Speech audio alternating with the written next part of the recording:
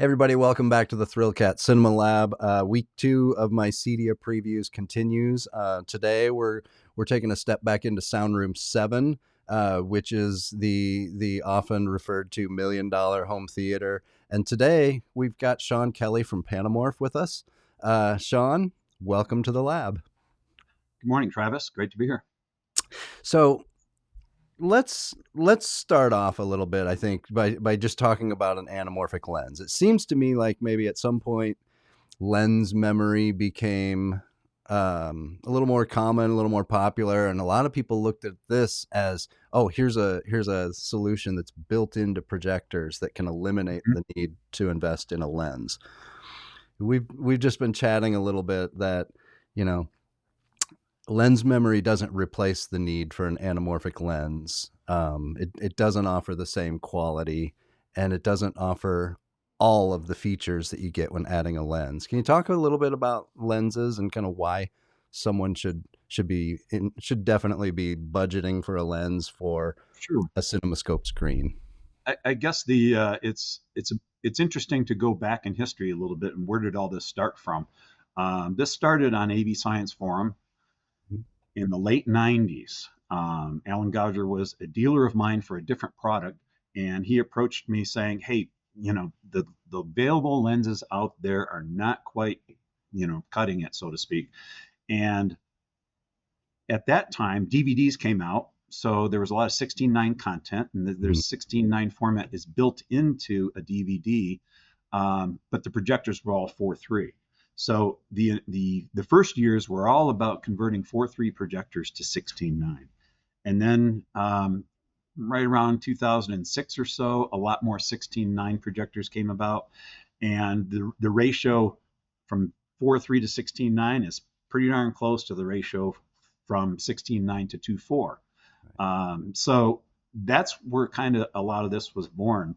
And the first adopter as a manufacturer was Sam Runco. And almost every projector he sold had an anamorphic lens on it, and we actually supplied the glass for most of the Runco lens systems. Well, the other manufacturers, and there were a lot of them back then, getting into the new home theater market, they contacted us as well and said, okay, well, Runco has a lens, can you make one for us? And so I think that's where, CEDIA 15 years ago, we had 17 different booths with an anamorphic lens in it. Unfortunately, it was in Denver, so it was right around the corner for us. So there was an initial strong trend on in the early adopter market with the home theater enthusiasts, the people that wanted the best performance they could get. But it was all early days. There was no scaling in the projectors. And so you had to have a third-party scaler go with the projector, and then you had to move the lens out of the way to show 16:9. Well, all that has changed a lot, and pretty soon the projectors themselves have all the scaling modes built into them. So the projector manufacturers are realizing that anamorphic is something that needs to be addressed. Right. It's a differentiating feature for not only the projector, but for people's home theaters. That differentiation all goes with the 2:4, the cinema format aspect ratio. So there was a point where some manufacturers, and it started with Panasonic really, maybe 10 years ago, they said, hey, we can use lens memory to zoom up the 2:4 image onto a 2:4 screen and then zoom it back down for 16:9 content. So, and they did a lot of marketing for that feature. Well, if a projector has motorized lens, zoom, focus, and shift, then it's a matter of just allowing the client, the home theater enthusiast, to program that in.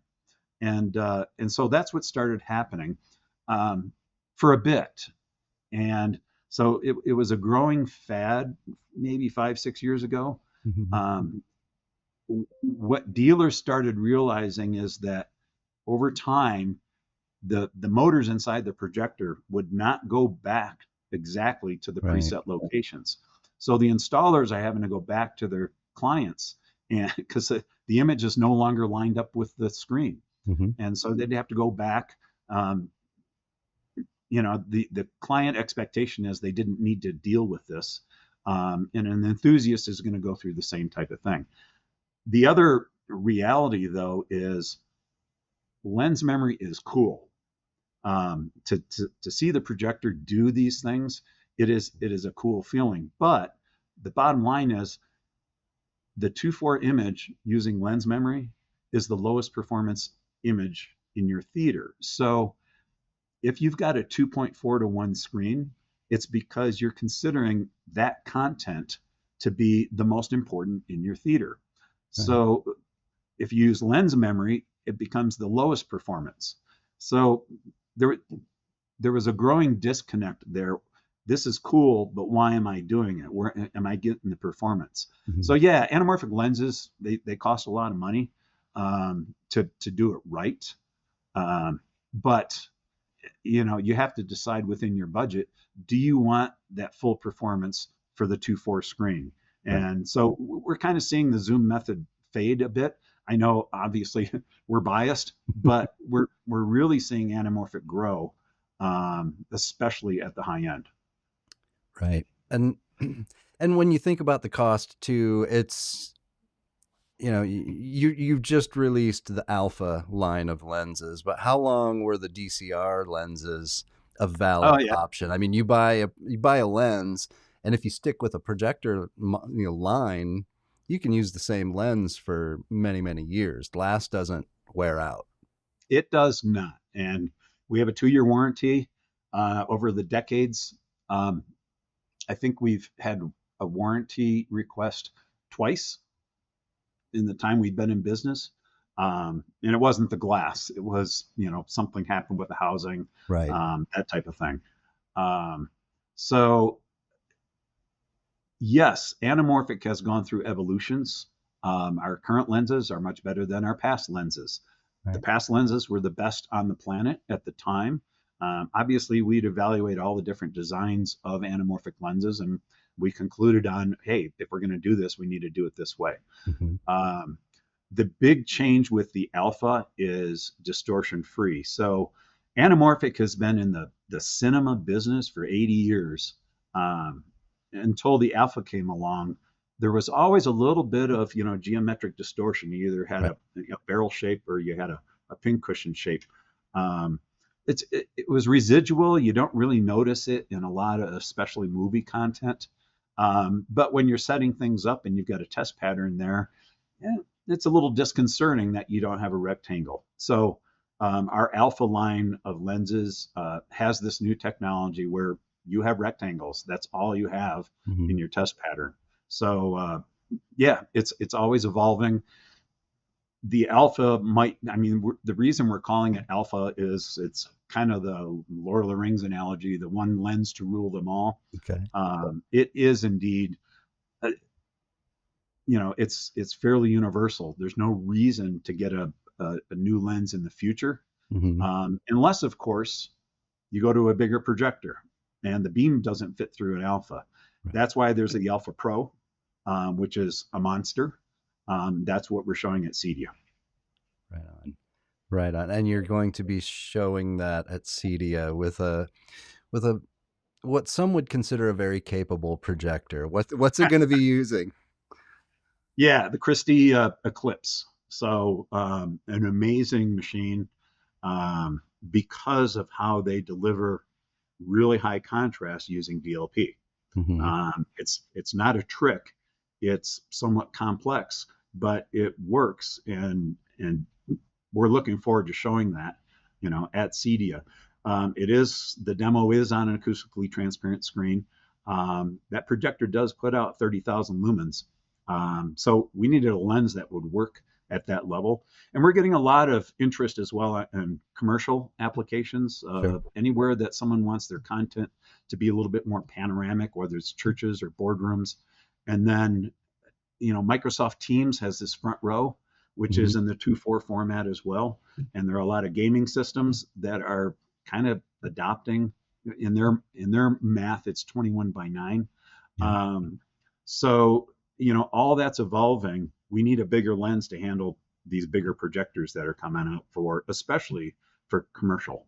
Right. So yeah, we're pretty excited about that, as well as, you know, the contrast that we're going to see out of that projector and on that screen. It's gonna be impressive. I can already I was talking with Chris Seymour last week, who's Seymour-Screen Excellence, the screen manufacturer in the room, and he didn't want to give away too much, but he said initial tests are looking at like perhaps 300 nits on screen, and this is on a 0.8 gain screen. So I mean, this is going to be very, It's very fun to see. it's this show is all about impact. You know, full immersion is kind of the tagline we're using. We want dealers to see something they really have never seen before. Right. Yeah, the projectors have been evolving every year. Obviously, our lenses evolve all the time too, but this is getting to a level. So at this point, we actually say, with a 4K projector and a quality system, that a residential theater performs much better than a commercial cinema. And anybody anybody who goes into Sound Room 7, they're going to see the reason why. Absolutely. Yeah, with a home cinema, you're always in your favorite seat. You don't have to book it in advance. And even my screen, it's 115 inches wide, but I'm viewing it from 9 feet away. So I mean, even this, I would still like more light output on it. I don't have a lens. I would still like more light on the screen, but when I'm that close, it offsets that a little bit. Yeah. But I mean, yeah. home theater for a long time has been about, wow, that is impressive. It's a fun experience. The question is, how good can it get? Hmm. And so when people see it for the first time, that looked great. But until you've seen an ultimate, you don't know how to measure what you actually have, right? Right.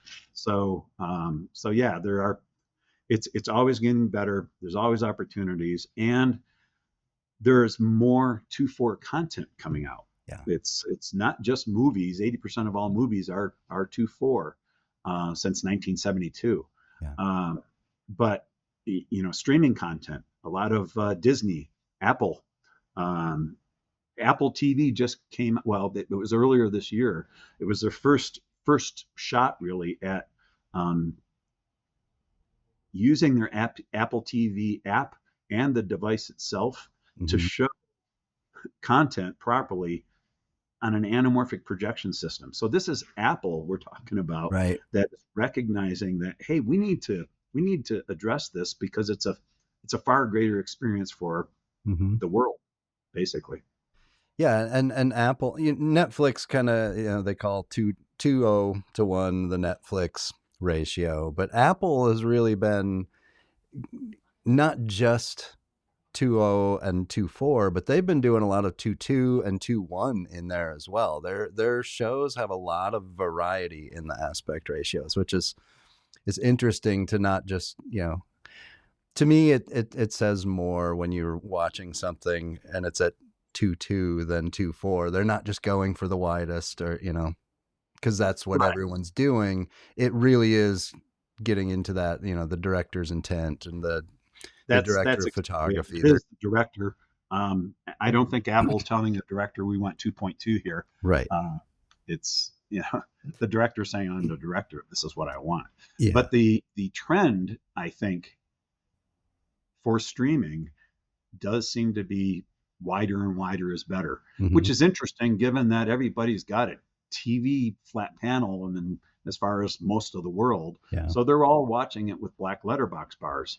Um, but you can get a 100-inch TV now, so Yeah. even with the black bars, that 2.4 content is pretty good size. It's nothing like a theater. That's Right. why a lot of theater applications are going to 2.4, because you can't get that with a big screen TV. Yeah.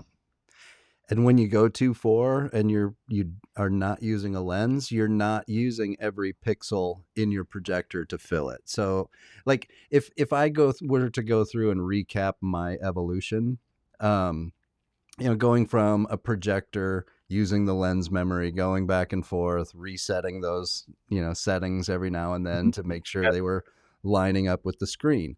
Pain in the butt because it's extra buttons to press and more tweaking. And my goal has always been turn it on, press play, enjoy. Yeah. So I added the Lumagen and it handles the scaling for me automatically. That's great, but I would still like to be getting the full light capability of the projector, which I'm not because I'm never using, like, there's never a situation with my projector and a Lumagen that I'm using every pixel that the projector has to offer. And that's That's where true. the lens would I come mean, in. yeah, the processors do amazing things, but Mm-hmm. they do not add the pixels. They do Right. not add the brightness. So they're really two different products, but they do sing well together. Yeah. Um, One of the other, interesting evolutions is, in the early days, we had a transport to move the lens out of the way for 16:9, Mm-hmm. and we found after a time that no one was moving the lens out of the way. Not no one, but Right. vast majority were not moving the lens away. They were watching 16:9 filling up the screen. So it goes back to, I want the most immersive experience I can get. Mm-hmm. And so when you use the lens and watch 16:9 at 2.4, you have the 100% performance of the projector with no scaling at all, watching 16:9 content. Yes, it's horizontally stretched out, but a lot of folks are just watching sports in Right. 16:9, and okay, the football players are a little wider. Who cares? But the experience is much more immersive. Yeah. Yep. Very, very true. So let's just run down quick the full list of folks in Sound Room 7. I mean, you've got the Christie projector Yep. going through a Panamorph lens, the Mm-hmm. Alpha Pro, you said, because the It is the Alpha Pro. These are both behind the theater because sure. it's too big. Right. And then that's going to hit the Seymour screen, which is retractable this year.